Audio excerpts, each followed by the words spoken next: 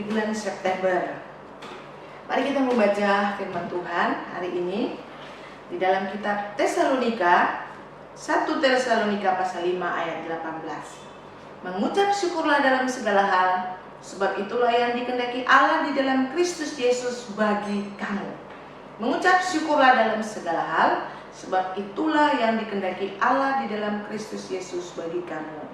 Demikian firman Tuhan. Berbahagialah kita yang membaca, mendengarkan, dan merenungkan firman Tuhan siang dan malam. Tema hari ini saya kasih tema syukur yang melimpah. Syukur yang melimpah. Mengucap syukur itu memang tidak mudah, apalagi dalam situasi-situasi sekarang ini. Situasi yang sulit bagi orang-orang percaya. Tapi ini memang adalah kehendak Tuhan. Tuhan ingin orang-orang percaya hidup dalam suasana pujian dan ucapan syukur. Tuhan ingin kita ini hidup dalam suasana pujian dan ucapan syukur. Pernah melihat atau pernah menikmati bagaimana suasana itu? Suasana ucapan syukur? Ya, ucapan syukur itu akan bisa mematahkan kuasa jahat. Kalau kita hidup dalam suasana ucapan syukur, kita bisa mengalahkan kuasa musuh. Mengapa? Karena ketika kita hidup dalam suasana bersyukur, maka kita tidak akan marah-marah. Kita tidak akan punya perasaan negatif. Kita tidak akan kesel-kesel. Kita tidak akan ngomel-ngomel. Kita tidak akan mengeluh. Karena kita hidup dalam suasana mengucap syukur. Kita hidup dalam suasana puji-pujian kepada Tuhan. Dan ini yang Tuhan mau. Mengapa kita harus hidup dalam suasana ucapan syukur? Ada dua hal saya bahas di sini. Mengapa kita harus hidup dalam suasana bersyukur?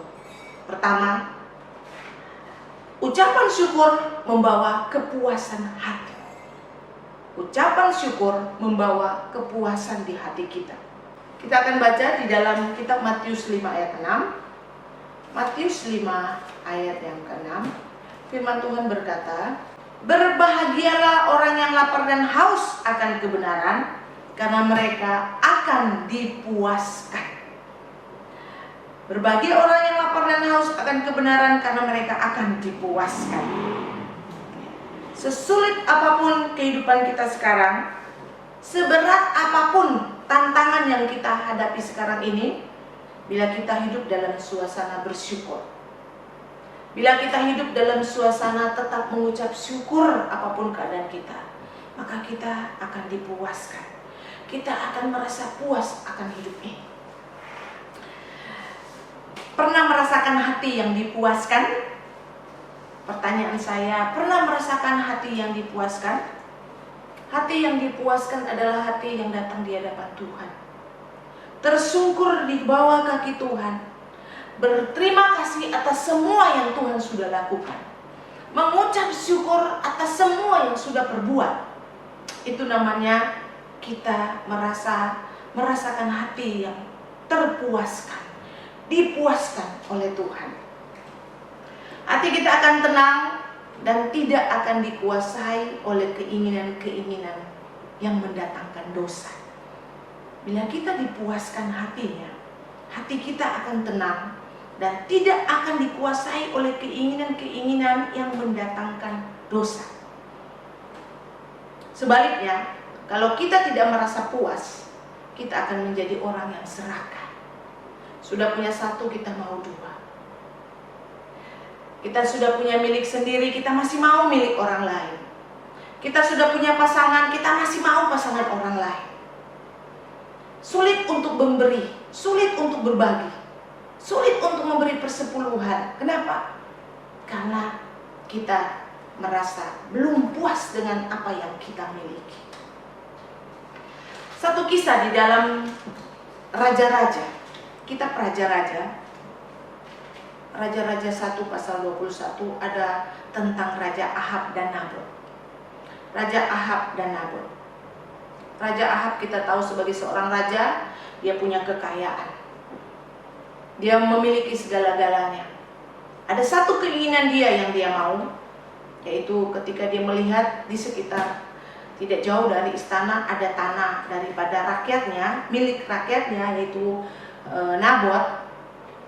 Dia pun ingin tanah itu karena dia merasa dekat dengan istana dia. Tapi ketika dia berhadapan dengan Nabot, Nabot bilang, "Bapak, tuanku raja, kiranya ini tidak terjadi karena tanah ini adalah tanah warisan nenek moyang." Jadi Nabot tidak memberikan tanah yang Raja Ahab mau. Raja Ahab stres. Jadi pikiran dalam dirinya tidak puas. Dia ceritakan kepada istrinya dan istrinya bilang, "Kamu ini raja, kamu bisa melakukan hal apapun untuk rakyatmu. Fitnah aja Nabot." Akhirnya benar, Nabot difitnah, dipanggil pemuka-pemuka tua-tua. Mereka membuat surat bahwa Nabot sudah menghina Allah dan rajanya.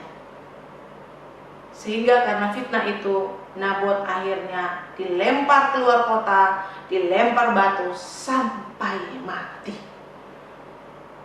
Bayangkan,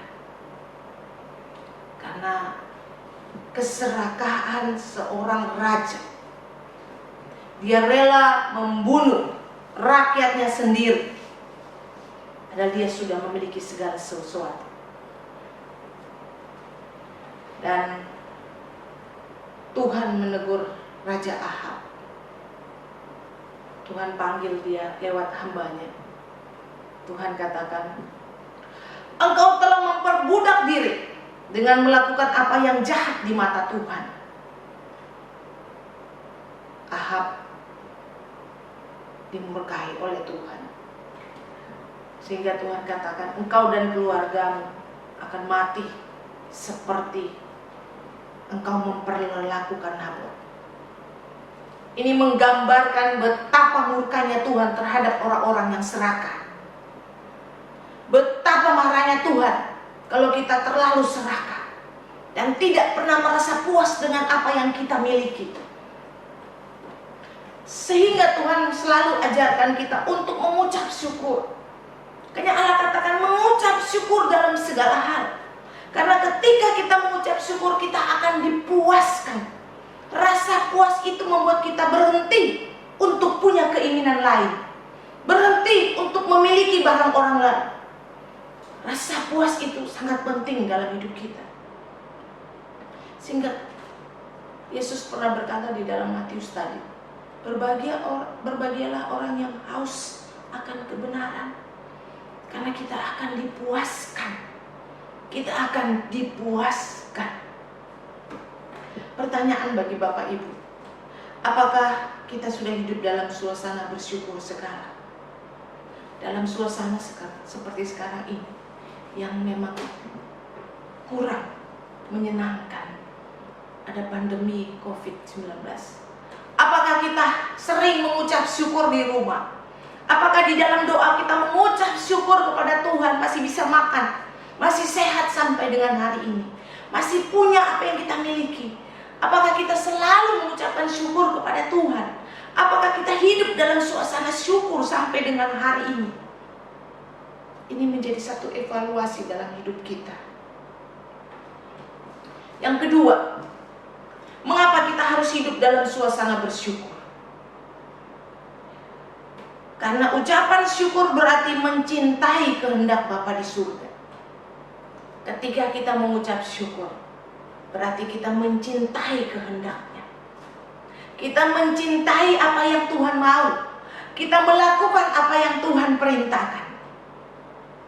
Ketika kita mengucap syukur, berarti kita mencintai kehendak daripada Bapa di surga. Banyak orang Kristen berkata dia mencintai Kristus, tapi tidak mencintai kehendaknya. Tidak puas dengan apa yang ada, tidak puas dengan waktu yang Tuhan berikan.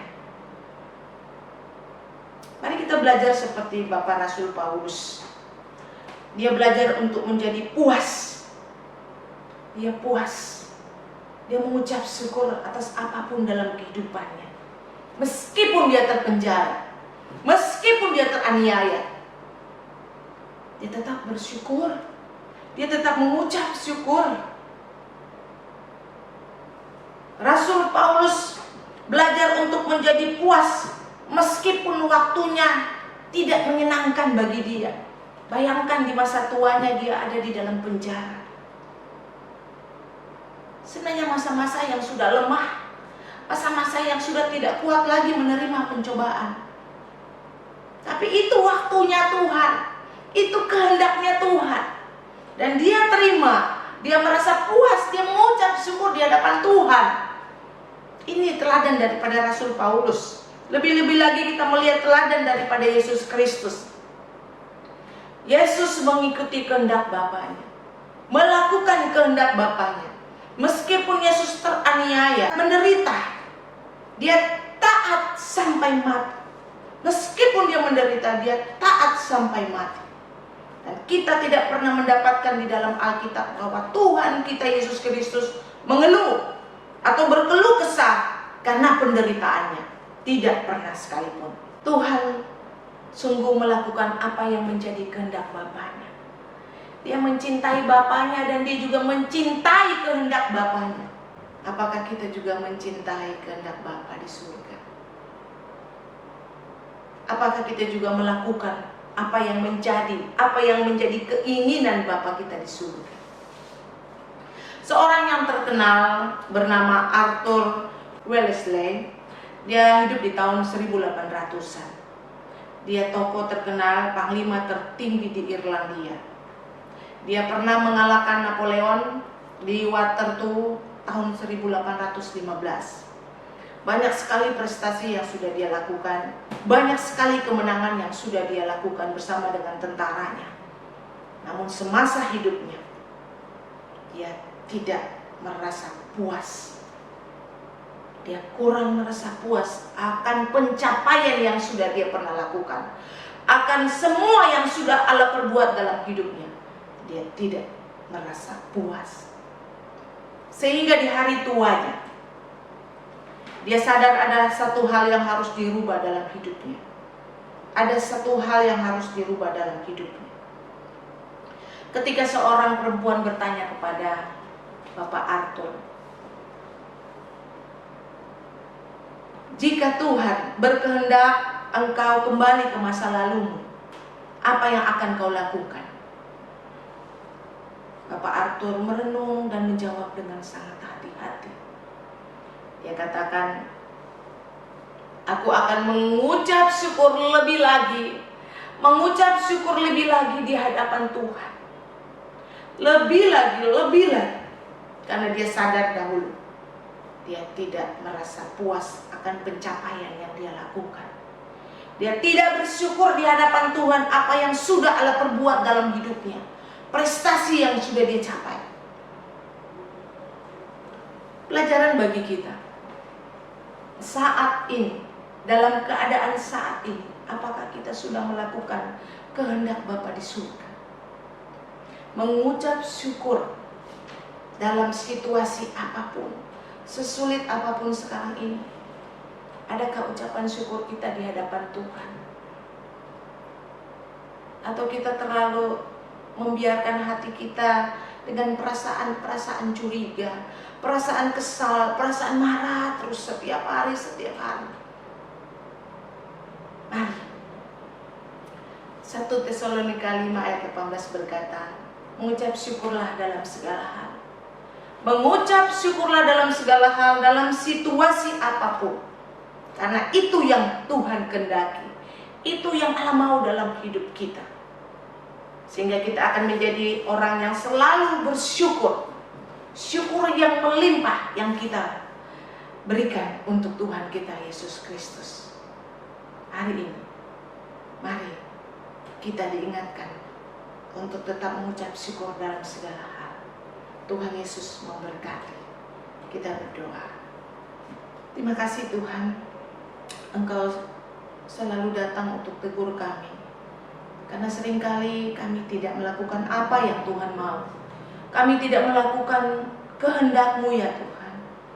Biarlah dalam situasi sulit seperti ini, kami masih bisa bersyukur kepada-Mu ya Tuhan.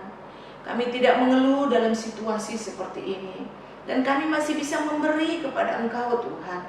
Kami masih bisa berbagi dengan sesama. Kami bisa memberi seperti yang Tuhan mau. Terima kasih Bapa, Engkau terus ingatkan kami lewat firman-Mu. Berkati jemaat-Mu Tuhan hari ini dalam situasi apapun. Berkati hati kami, hidup kami Tuhan, supaya kami tetap mengucap syukur dengan ucapan syukur yang melimpah di hadapan Engkau. Terpujilah nama-Mu Tuhan, di dalam nama Tuhan Yesus Kristus kami berdoa. Amin. Tuhan Yesus memberkati.